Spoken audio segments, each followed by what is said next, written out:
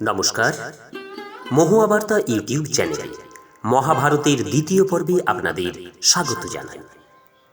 আজকের পর্ব জন্মেঞ্জয়ের ভ্রাতাদের একটা কুকুর সাপ দিয়েছিল। এর ফলে জন্মেঞ্জয় কি করেছিল, এই পর্ব নিয়ে আজকের আলোচ্য বিষয়। ধারাবাহিক মহাভারতের পর্বগুলি শ্রবণ করার জন্য চ্যানেলে যারা নতুন তাদের অনুরোধ জানাবো চ্যানেলটি সাবস্ক্রাইব করে মহাভারতের ধারাবাহিক পর্বগুলো শ্রবণ করুন। আসুন আজকের পর্ব জন্মেঞ্জয়ের ভ্রাতাদের সাপ এবং গুরু সেবার মাহাত্ম্য। উগ্রসভা বললেন, হে ঋষিগণ, পরীক্ষিত নন্দন জন্মেঞ্জয় ভাইদের নিয়ে কুরুক্ষেত্রে একটি বিশাল যজ্ঞ করেছিলেন। তার তিনটি ভাই শ্রুতসেন, উগ্রসেন এবং ভীমসেন। সেই যজ্ঞস্থানে একটা কুকুর ঢুকে পড়েছিল এবং জন্মেঞ্জয়ের ভাইরা তাকে মারতে উদ্যত হয় এবং মেরেও ছিল। সেই কুকুর কাঁদতে কাঁদতে তার মায়ের কাছে গেল। সেই কুকুরের মা তাকে জিজ্ঞাসা করল, বাবা, তুমি কাঁদছো কেন? কে তোমাকে মেরেছে? কুকুরটি বলল, মা, আমাকে জন্মেঞ্জয়ের ভাইয়েরা মেরেছে। মা বলল, তুমি কোনো অন্যায় করনি তো? নিশ্চয়ই অন্যায় করেছ, না হলে মারবে কেন? কুকুরটি বলল, মা, আমি হবিষ্য অন্যের দিকে যাইনি, আর কোনো কিছুতে মুখও দিইনি। আমি তো কোনো অন্যায় করিনি, তবু ওরা আমাকে মেরেছে। তার কথা শুনে মা খুব দুঃখ পেল। সে তখনই জন্মেঞ্জয়ের যজ্ঞস্থলে গেল এবং ক্রোধ ভরে জিজ্ঞাসা করল, আমার ছেলে পূজাস্থলে যায়নি আর কোনো কিছুতে ব্যাঘাত করেনি, সে তো কোনো অন্যায়ই করেনি, তাহলে তাকে মারা হয়েছে কেন? জন্মেঞ্জয় এবং তার ভাইয়েরা তার কথার কোনো উত্তর দিতে পারল না। তখন সেই কুকুরটির মা বলল, যেহেতু বিনা দোষে তোমরা আমার সন্তানকে মেরেছ, অতএব তোমাদেরও হঠাৎ কোনো ভীষণ বিপদ আসবে। দেবতাদের কুকুর সরমার সাপ শুনে জন্মেঞ্জয় খুব দুঃখ পেল এবং ভয়ও পেল। যজ্ঞ সমাপ্ত হলে তিনি হস্তিনাপুরে এসে একজন উপযুক্ত পুরোহিতের সন্ধান করতে লাগলেন, যিনি এই অভিশাপ দূর করতে সক্ষম হবেন। একদিন জন্মেঞ্জয় যখন শিকার করতে গেছেন, তখন ঘুরতে ঘুরতে নিজ রাজ্যেই একটি আশ্রমের সন্ধান পেলেন। সেই আশ্রমে শ্রুতস্রবা নামে এক ঋষি বাস করতেন। তার তপস্বী পুত্র সোমস্রবাকে জন্মেঞ্জয় পুরোহিত রূপে বরণ করার সিদ্ধান্ত নেন। তিনি শ্রুতস্রবা ঋষিকে প্রণাম করে বললেন, ভগবান, আপনার পুত্রকে আমি পুরোহিত রূপে প্রার্থনা করি। ঋষি বললেন, আমার পুত্র খুব বড় তপস্বী এবং সাধ্যায় সম্পন্ন। সে আপনার সকল অভিশাপ এবং অনিষ্ট দূর করতে সক্ষম হবে, শুধুমাত্র মহাদেবের অভিশাপ দূর করার শক্তি তার নেই। এছাড়া তার একটি ব্রত আছে। যদি কোনো ব্রাহ্মণের কাছে কিছু চায়, তাহলে আমার পুত্র তাকে সেটি প্রদান করে থাকে। তুমি যদি এগুলি মেনে নিতে পারো, তাহলে ওকে নিয়ে যাও। জন্মেঞ্জয় ঋষির আদেশ শিরোধার্য করে সোমস্রবাকে সঙ্গে করে হস্তিনাপুরে ফিরে এলেন। তিনি ভাইদের বললেন, আমি একে পুরোহিত রূপে স্বীকার করেছি, তোমরা বিনা বিচারে এর নির্দেশ পালন করবে। ভাইয়েরা তার কথা মেনে নিলেন। তিনি তক্ষশিলা অভিযান করে তক্ষশিলা অধিকার করলেন।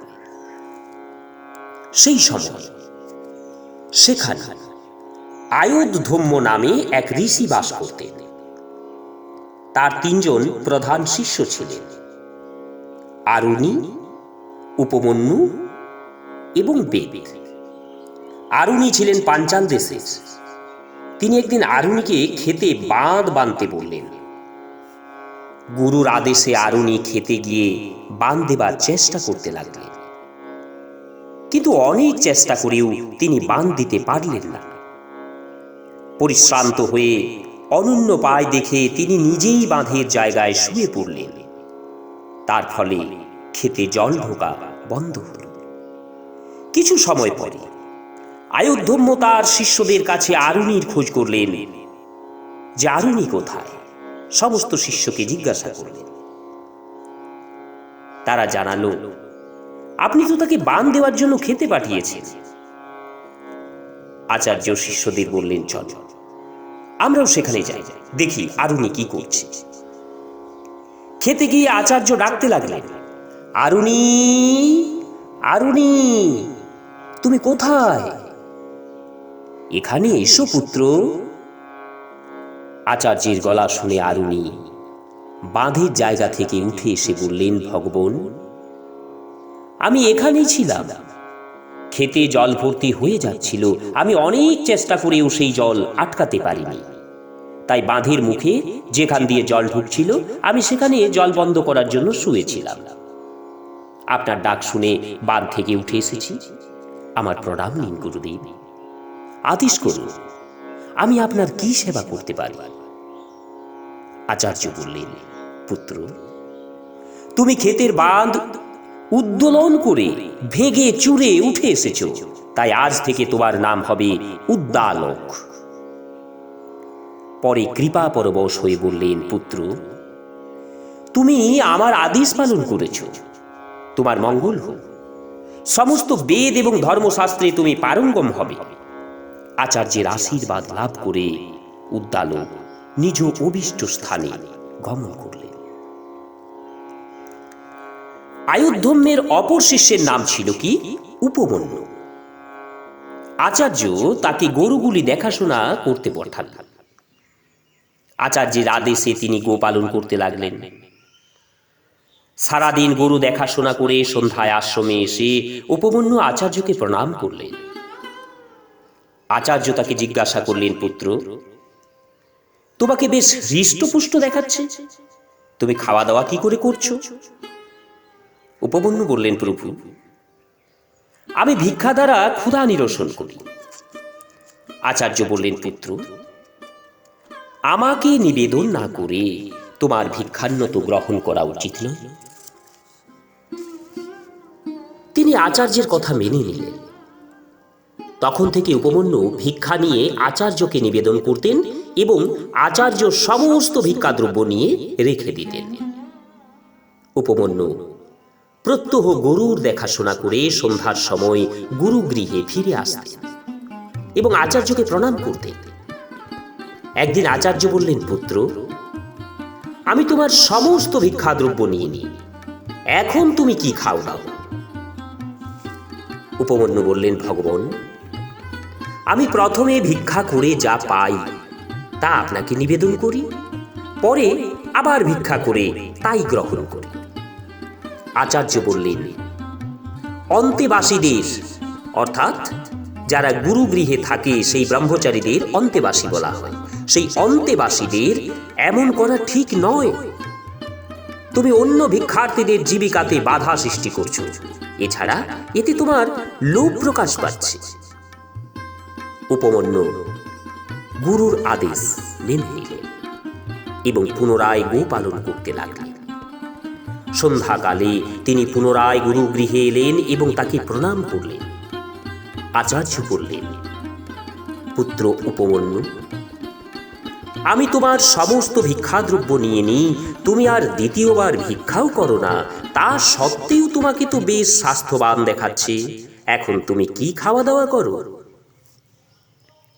উপমন্যু বললেন, আমি এখন এই গরুদের দুধ খেয়ে জীবন ধারণ করি গুরুদেব। আচার্য বললেন, পুত্র, আমার আদেশ ছাড়া তোমার গরুর দুধ নেওয়া উচিত নয়। উপমন্যু আচার্যের এই আদেশও মেনে নিলেন এবং প্রত্যহের ন্যায় সন্ধ্যায় গো পালন করে আচার্যের নিকট উপস্থিত হলেন এবং প্রণাম জানালেন। আচার্য জিজ্ঞাসা করলেন, পুত্র, তুমি আমার নির্দেশে ভিক্ষা তো দূরের কথা, দুধও খাও না, তাহলে এখন কি খাওয়া দাওয়া করো? উপমন্যু বললেন, প্রভু, গোবৎসেরা মায়ের দুধ খাবার সময় তাদের মুখ থেকে যে ফেনা নিঃসৃত হয় তাই আমি পান করে থাকি। আচার্য বললেন, আহা, এই দয়ালু বাছুরেরা তোমার উপর কৃপা পরবশ হয়ে বেশি করে ফেনা নিঃসরণ করে।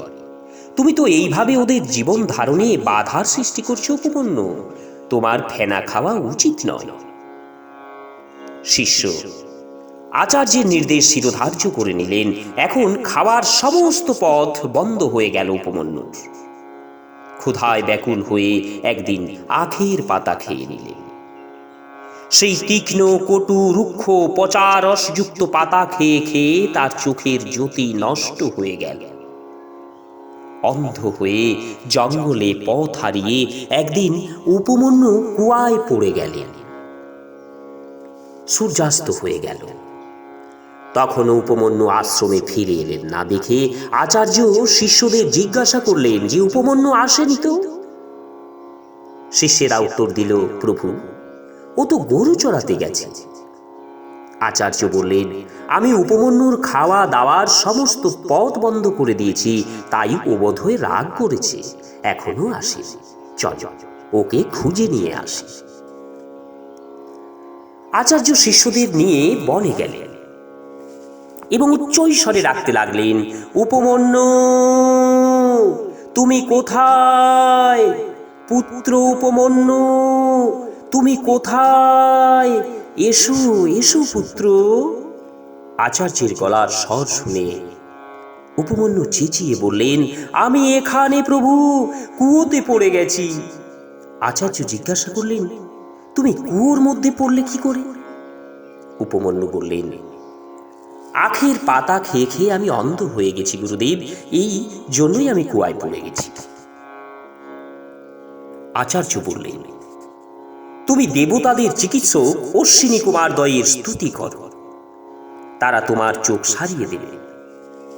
উপমন্যু তখন বেদের মন্ত্র থেকে অশ্বিনী কুমার দ্বয়ের স্তুতি করতে লাগলেন। উপমন্যুর স্তুতিতে প্রসন্ন হয়ে অশ্বিনী কুমার দ্বয় তার কাছে এসে তাকে পরমান্ন দিয়ে বললেন, তুমি এটি খেয়ে নাও। উপমন্যু বললেন, দেববর, ঠিক আছে, কিন্তু আমি আচার্যকে নিবেদন না করে আপনাদের আদেশ আমি পালন করতে পারব না। অশ্বিনী কুমার দ্বয় বললেন, তোমার আচার্য আগে আমাদের বন্দনা করেছিলেন এবং আমরা তাকেও পরমান্ন দিয়েছিলাম। তিনি তো গুরুকে নিবেদন না করেই খেয়েছিলেন। অতএব তোমারও আচার্য যা করেছিলেন তুমিও তাই করো, তুমি খাও। উপমন্যু বললেন, আমি হাত জোর করে বলছি গুরুদেব, আমি আচার্যকে নিবেদন না করে পরমান্ন খেতে পারবো না। অশ্বিনী কুমার দ্বয় বললেন, তোমার গুরু ভক্তি দেখে আমরা সন্তুষ্ট হয়েছি। তোমার দাঁত সোনার হবে, তোমার চোখ ভালো হয়ে যাবে এবং তোমার সর্বপ্রকার কল্যাণ হবে।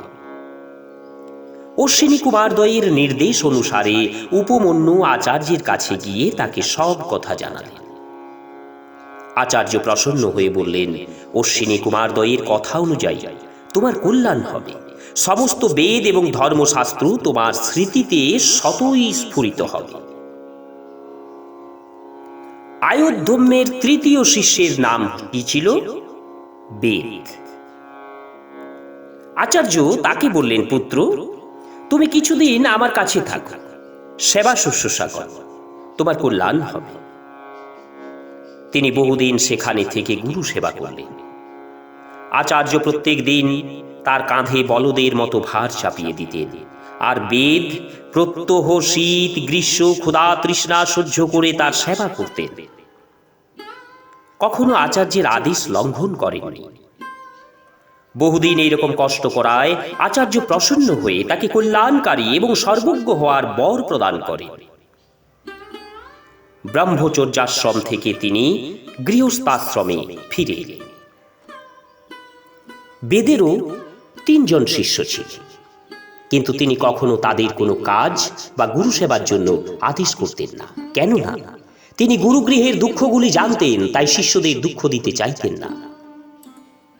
রাজা জন্মেজয় এবং পৌষ একবার আচার্য বেদকে পুরোহিত রূপে বরণ করে। বেদ যখন পুরোহিত কর্মের জন্য কোথাও যেতেন, তখন তিনি তার শিষ্য উতঙ্ককে ঘরের দেখাশোনার জন্য রেখে যেতেন। একবার আচার্য বেদ ঘরে ফিরে তার শিষ্য উতঙ্কের সদাচার পালনের অনেক প্রশংসা শুনতে পেলেন। তিনি বললেন, পুত্র, তুমি ধর্মপথে দৃঢ় থেকে আমার পর্যাপ্ত সেবা করেছ। আমি তোমার কাজে প্রসন্ন হয়েছি। তোমার সকল কামনা পূর্ণ হবে। এখন তুমি নিত্যকর্মে মন দাও। উতঙ্ক জিজ্ঞাসা করলেন, আচার্য, আমি আপনার কোনো প্রিয় জিনিস আপনাকে দিতে চাই। আচার্য প্রথমে নিতে রাজি ছিলেন না, পরে বললেন, তোমার গুরুমাকে জিজ্ঞাসা কর। উতঙ্ক তখন গুরুমায়ের কাছে গেলেন। তিনি বললেন, তুমি রাজা পৌষের কাছে গিয়ে তার রানীর কানের কুণ্ডল চেয়ে আনো। আমি 4 দিন পরে যে ব্রাহ্মণ ভোজন করাবো, সেই দিন সেটি পরে খাদ্য পরিবেশন করব। তুমি যদি এটি পারো, তাহলেই তোমার কল্যাণ হবে, নচেত নয়। উতঙ্ক সেখান থেকে গিয়ে দেখলেন, একজন খুব লম্বা চওড়া ব্যক্তি এক বিশাল বলদের উপরে বসে আছে। সে উতঙ্ককে ডেকে বললেন, তুমি এই বলদের গোবর খেয়ে নাও। উতঙ্ক তাতে রাজি না হওয়ায় সে বলল, উতঙ্ক, তোমার আচার্য এটি আগে খেয়েছে, অত চিন্তা করো না, খেয়ে নাও, খেয়ে নাও। উতঙ্ক বলদের গোবর এবং মূত্র খেয়ে তাড়াতাড়ি করে মুখ ধুয়েই সেখান থেকে রওনা হয়ে গেলেন। উতঙ্ক রাজা পৌষের কাছে গিয়ে তাকে আশীর্বাদ জানিয়ে বললেন, আমি আপনার কাছ থেকে কিছু নিতে এসেছি। পৌষ উতঙ্কের মনোবাসনা জেনে তাকে অন্তঃপুরে রানীর কাছে পাঠিয়ে দিলেন। কিন্তু রানী মহলে গিয়ে উতঙ্ক রানীকে কোথাও খুঁজে পেলেন না। তিনি ফিরে এসে রাজাকে একথা জানালে রাজা বললেন, আমার রানী অত্যন্ত পতিব্রতা। কোনো মিথ্যাচারী অপবিত্র মানুষের পক্ষে তার সাক্ষাৎ লাভ সম্ভব নয়। উতঙ্ক তখন স্মরণ করে বললেন, ঠিক তো, আমি পথে আস্তে আস্তে কিছু খেয়েছিলাম। পোষ্য বললেন, পথ চলাকালীন খাওয়া নিষিদ্ধ, অতএব আপনি অপবিত্র।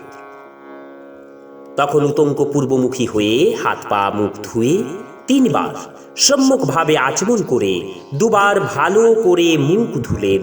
তারপর তিনি অন্তঃপুরে গেলে রানীর সাক্ষাৎ লাভ হল।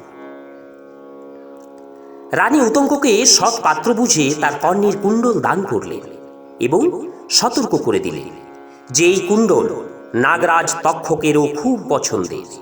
তক্ষক যেন উতঙ্কের অসাবধানতার সুযোগে এটি নিয়ে না যায়। পথ চলতে চলতে উতঙ্ক লক্ষ্য করলেন, এক নগ্ন সন্ন্যাসী তার পিছন পিছন আসছে। সে কখনো দৃশ্যমান, আবার কখনো অদৃশ্য হয়ে যাচ্ছে।